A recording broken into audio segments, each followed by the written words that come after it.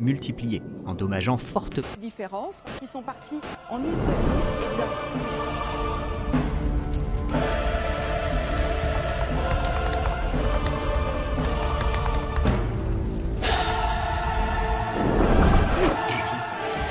Pourquoi on ne fait toujours rien pour le climat ?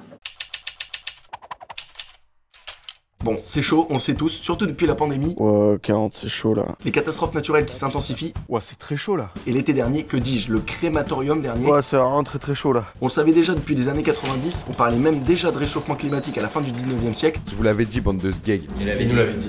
Aujourd'hui, on sait vraiment bien que c'est la merde, on sait comment faire pour que ça ne soit plus, et pourtant on le fait pas. Alors est-ce qu'on est complètement teubé? Pas vraiment, mais en tout cas l'un des aspects du problème vient bien du cerveau. C'est en tout cas ce que m'a expliqué Thierry Ripoll, professeur en psychologie cognitive. On est guidé par des structures neuronales très anciennes. On suit deux objectifs fondamentaux, c'est survivre et se reproduire. La société capitaliste, la société de consommation, elle repose entièrement sur le fait que les hommes sont enclins à rechercher du plaisir, qui nous rend inévitablement destructeurs vis-à-vis de la planète. La seule possibilité pour moi, c'est qu'il y ait une forme ou une autre de gouvernance mondiale qui nous dise collectivement, on n'a pas d'autre solution que d'adopter des mesures contraignantes qui vont nous permettre d'éviter la catastrophe. Le problème, c'est qu'aujourd'hui, il faut gérer 8 milliards d'humains qui sont assez cons pour se foutre sur la gueule en permanence. Selon monsieur Per Extenston, un psychologue, 5 barrières mentales expliqueraient pourquoi on n'a pas vraiment envie de changer nos habitudes pour la planète. D'abord parce que la plupart des impacts du changement climatique sont éloignés de ma vie quotidienne, parce que ça me fait trop peur d'amorcer d'aussi gros changements dans ma vie pour changer les choses, parce que quand changement climatique rime toujours avec apocalypse, bah ça me donne pas trop envie de faire quelque chose vu que tout est foutu, parce que j'ai trop d'éco-anxiété, du coup mon cerveau se protège et préfère rester dans le déni,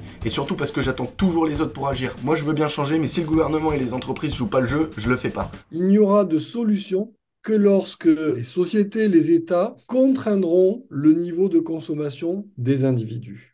Du coup, j'ai demandé à François Dedieu, chargé de recherche en sociologie, de m'expliquer pourquoi le gouvernement ne fait rien. En tout cas, très peu. Toute la question est de savoir comment on remet en cause tout ce système-là. Il est tellement intégré qu'on ne sait pas exactement comment faire pour pouvoir en fait le bousculer. Et les pouvoirs publics, plutôt que s'attaquer à la racine du problème, c'est-à-dire de dire l'économie, la construction économique et sociale, eh ben, passent par les marges. Ok, mais du coup, quelles sont les solutions? Je pense que la première solution, c'est le bulletin de vote. Et que le pire ennemi est l'abstention, l'indifférence et ne plus croire en la politique, ce qui est quand même compliqué de nos jours. Et puis après, plusieurs types de révolutions, et il faut une révolution, même si on peut avoir des révolutions douces. Dans la planification écologique, je pense que la Ve République n'est pas si bien adaptée que ça pour pouvoir faire les choses. C'est-à-dire que la Ve République est très centralisée. Moi, à mon avis, il manque deux niveaux de gouvernance, micro-local, quasiment en dessous de la commune, et supranational au niveau européen, dans lequel il serait possible d'aller chercher de l'argent qu'on aurait pour financer la transition écologique. Du coup, c'est très clair, on a deux issues pour y arriver. La première, ne pas perdre confiance en la politique, et si celle-ci ne marche pas, alors la révolution le fera, qu'elle soit pacifiste ou non.